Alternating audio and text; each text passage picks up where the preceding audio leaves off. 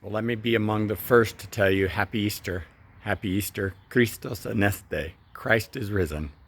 He is risen indeed. What a great morning to be together. I laughed as I was driving down the hill from the house to the church. So many mornings I would have been thinking about it. Were we all set up? Did Pastor Ken have everything ready? I mean, Ken always would have been here at church ahead of me at Easter. It was raining at the house, and I thought, oh man, it would have been an Easter rained out in the park. And I thought about the Easter that it was the Easter sunrise service where we rented Ramona High School's football stadium. We got a city permit. We hired a band called the Israelites, I think was their name, to come out and play contemporary Christian rock music.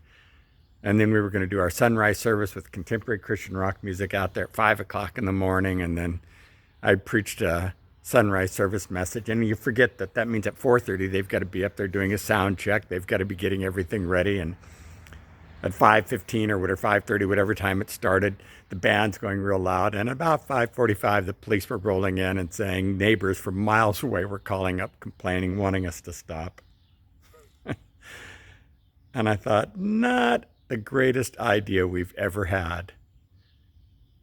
The police eventually came in and told us, yeah, time to end this. I don't know how much money we spent on advertising, on mailing, on renting, on permits, and the band coming in from Orange County 25 years or more ago. But what a fun memory. All these years later today, all across the nation, churches are shuttered. In fact, all around the world. I heard this morning that the Archbishop of Canterbury did his Easter message from the kitchen table.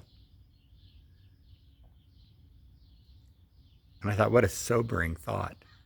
Think about that great cathedral in Canterbury and that wonderful walled city of Canterbury. And the Archbishop is sitting at a kitchen table delivering the Easter message. Today I'll deliver an Easter message to an empty sanctuary. And it's sobering, except for this, that the tomb was empty when Jesus left it. And the promise of Christ Jesus being alive in an empty tomb is just as real today, whether it's raining where you're at, whether your ideas have been great ideas and brilliant ideas, or whether you've just bungled to this point of Easter to today. Christ Jesus is alive, and whether you feel like everything's holding you back as you come into this moment, or whether you feel somehow a new strength of His Spirit lifting you up, Christ is still alive for us. He's still giving us strength, and we have the opportunity to enter this Easter with new hope, with new strength, with new joy. My Easter prayer for you is that you would step away from your mediocrity, that you would come up with a brand new idea. Maybe not rent the local high school at 5 o'clock in the morning.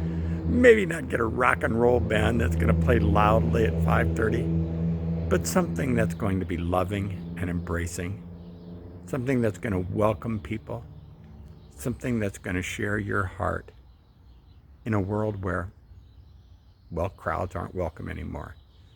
In a world where just 5 people, not even 2 or more gathered in His name, are welcome anymore. An odd world.